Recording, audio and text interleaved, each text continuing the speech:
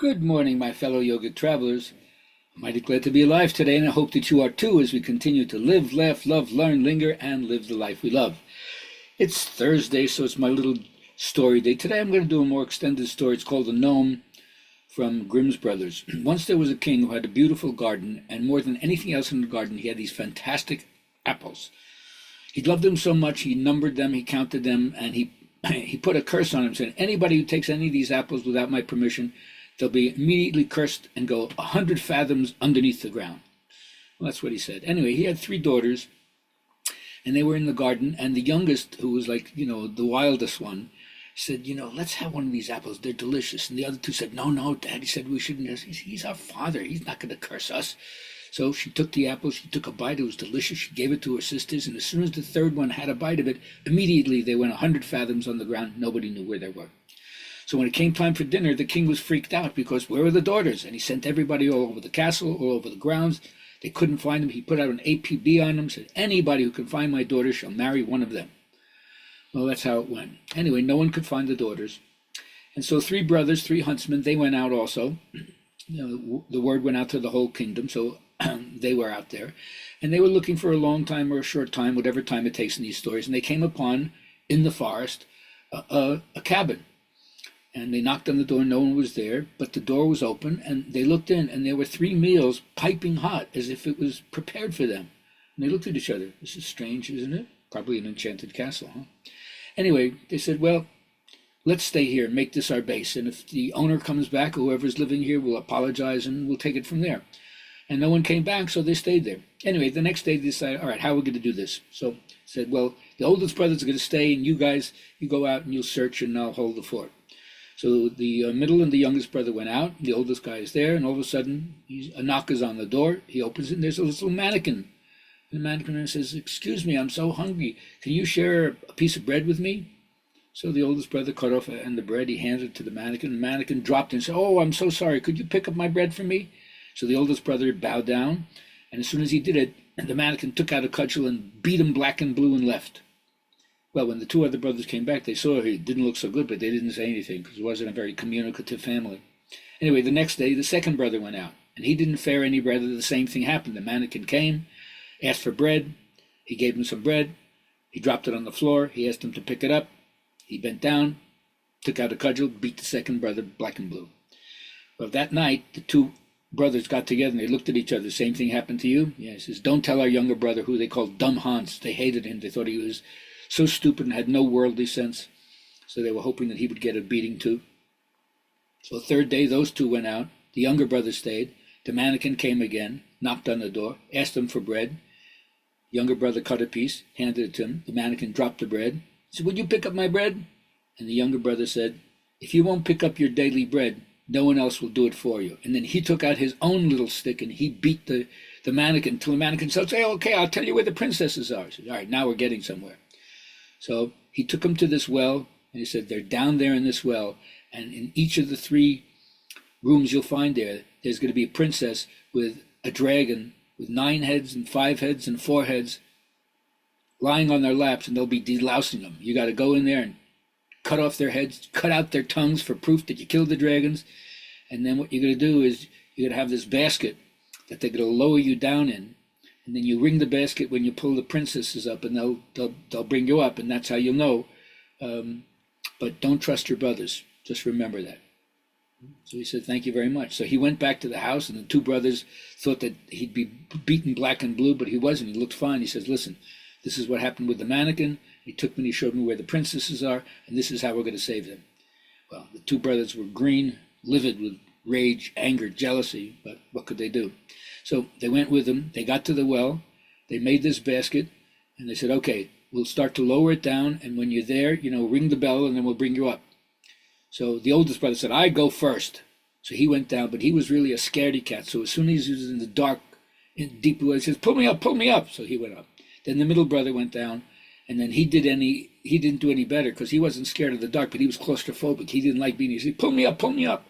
So then the younger brother went, and he went all the way down, and it's true. He went to the first one. There was a dragon, 9 heads. So he shushed the princess, don't make it out. And so he went in there, sloppy, cut off the heads, cut off the tongues, and saved them. And then one by one, he did the same thing with the other princesses, the one with 5 dragon heads, the one with 4 dragon heads. They were so thrilled, they were kissing and hugging. He says, come on, we don't have time for this now. So one by one, he put them in the basket, rang the bell, they brought him up, and then when it was time for him to go in the basket, he thought about what the mannequin, the little gnome, said to him, don't trust your brothers. So he put a heavy stone in the basket, and they pulled the basket up, and then halfway they cut the rope, and the basket plunged down, and he would have been dead. Now, up top, the older and the middle brother said to the princesses, don't tell anybody what happened under threat of death. Swear on your royal highnessness that you won't tell anybody what happened.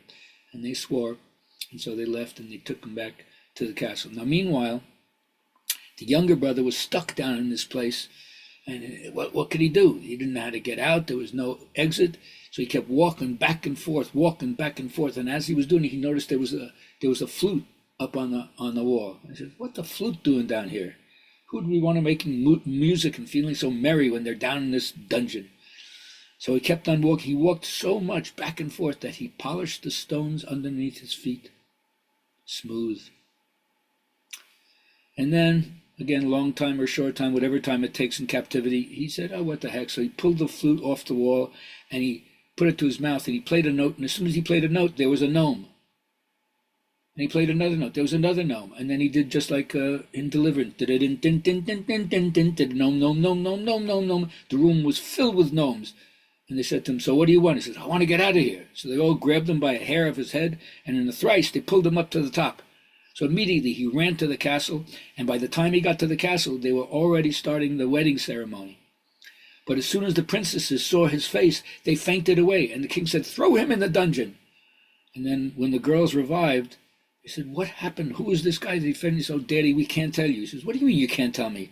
We swore on our royal princessness that we wouldn't tell the truth. He says, all right, I'm glad that you kept your oath. I'm going on the outside of the room. You turn around and tell it to the wall.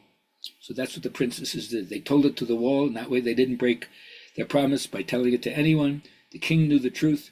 He came back out to the wedding feast, and he turned to the brothers and says, listen, before you marry my daughters, I know you say you killed the dragons. Where are the dragons' tongues? And they looked at each other. We forgot them. And they looked at each other, and then the young brother came out holding the dragon's tongues. And the king realized that these were the treacherous brothers, and he sent them to the gallows. And meanwhile, the young brother married the youngest daughter, and eventually he became king. The end.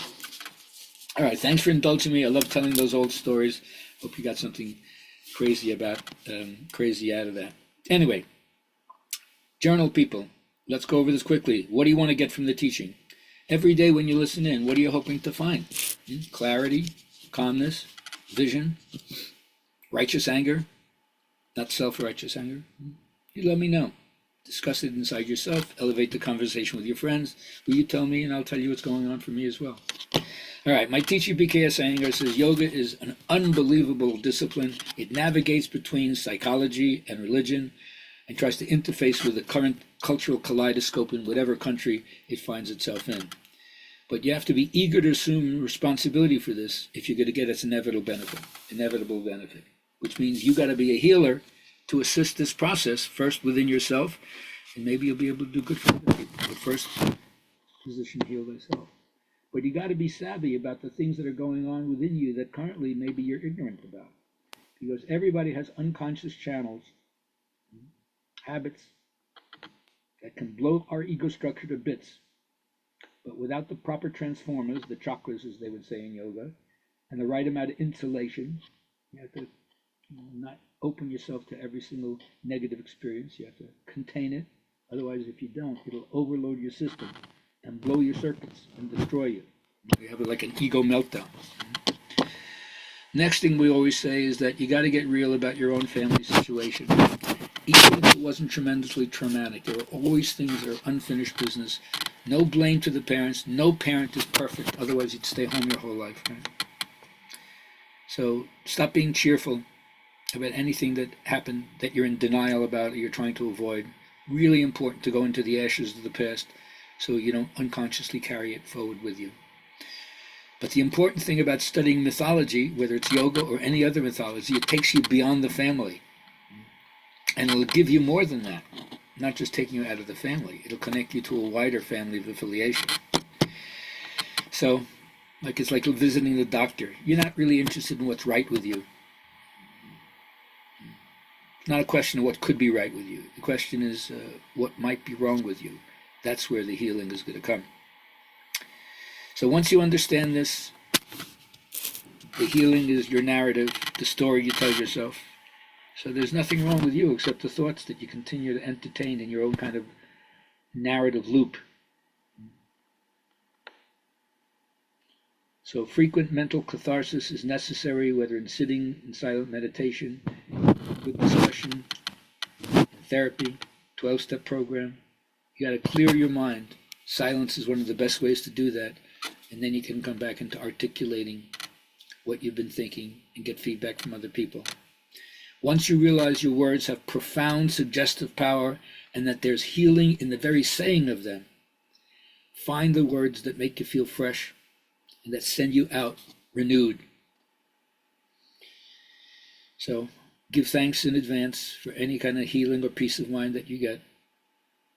Remember that your own inner being will launch you forward, propel you forward with positive, powerful, passionate emotion. And one of the quickest ways to do this, and I suggest you do it long before you face your own mortality. Forgive everyone in your life and ask forgiveness for yourself. And then you'll feel lighthearted, lifted up, and you know ultimately all is well. One space left open in Mexico vacation, February 21st to 28th. I'd love for you to join me. Go to my website, GabrielHalpern.com, and I hope that pushes you over the edge to sign up. Otherwise, have a great day.